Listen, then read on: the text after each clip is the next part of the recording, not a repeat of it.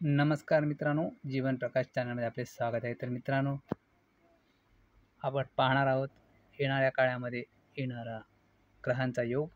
तर मित्रांनो, ही कुंडली आहे 12 ऑगस्ट 2024 रोजीची, म्हणजे येत्या सोमवारची. या कुंडलीमध्ये वेगवेगळे योग आहेत. तर मित्रांनो, यामध्ये महत्त्वपूर्ण जे ग्रह आहेत, शनी हा कुंभ राशीमध्ये आहे, वृषभ राशीमध्ये मंगळ गुरु आहेत, त्याचबरोबर सिंह राशीमध्ये बुध शुक्र आणखी रवी आहे, चंद्र मकर राशीमध्ये आहे. तर मित्रांनो, इथे पाहू शकता तुम्ही शनी आणि मंगळ गुरु हे परस्परांच्या केंद्र योगामध्ये आले आहेत. आणखी तुम्ही अंशात्मक पाहिले तर बघा, एक परफेक्ट केंद्रयोग होत आहे.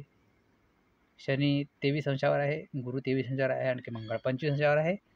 तर हा एक जबरदस्त केंद्रयोग आहे. त्यानंतर मंगळ गुरु यांचा शुक्र बुध आणखी रवी याबरोबर केंद्रयोग आहे. त्यामध्ये शुक्रचा केंद्रयोग हा एक परफेक्ट आहे, एक्झॅक्ट आहे. तर त्यामुळे परस्परांमध्ये संघर्ष निर्माण होऊ शकतो, संघर्ष वाढू शकतात, आणखी याचे रूपांतर युद्धामध्ये देखील होऊ शकते. एखादा परमाणू हल्ला होऊ शकतो. तर मित्रांनो, इथे इराणवर इस्रायलने हल्ला केला होता. त्यांचा एक हमासचा मुख्य माणूस मारला गेला. त्याचा बदला इराणने घ्यायचं ठरवलं होतं, परंतु घेतलेला नाही अजून. परंतु तो बदला एखाद्या वेळ इराण घेऊ शकते या कुयोगांमध्ये.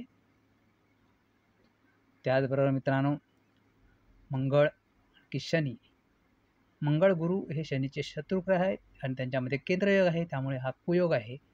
एक जमेची बाजू म्हणजे मंगळ आणि गुरु हे शत्रू राशीला आहेत, त्यामुळे ते तेवढे स्ट्रॉंग नाही आहेत, तरी पण याचा परिणाम होऊ शकतो. त्याचबरोबर मित्रांनो, मंगळ गुरु यांचा केंद्रयोग आहे शुक्र बुध आणखी रवी यांच्याशी.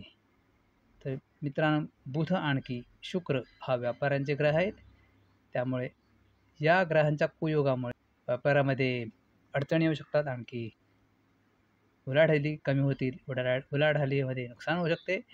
तर याचबरोबर शेअर बाजारामध्ये याचा परिणाम एक जाणवणार आहे, कारण बुध हा ग्रह वक्री आहे, आणखी तो परत मंगळाच्या आणखी गुरुच्या केंद्रयोगात आला आहे, त्यामुळे शेअर बाजार या काळामध्ये खाली येऊ शकते, कोसळू शकते. त्यामुळे मित्रांनो, सावध राहा तुम्ही कोणताही व्यवहार करताना. त्याचबरोबर रवीबरोबर देखील केंद्रयोग आहे. रवी स्वराशीचा आहे, आणखी त्याच्याबरोबर केंद्र आहे, त्यामुळे रवीची फळे तेवढी चांगली मिळणार नाही. तर मित्रांनो, हा योग साधारण 10 ते 15 दिवस याचा परिणाम असू शकतो. तोपर्यंत आपल्याला सावध राहणे आवश्यक आहे.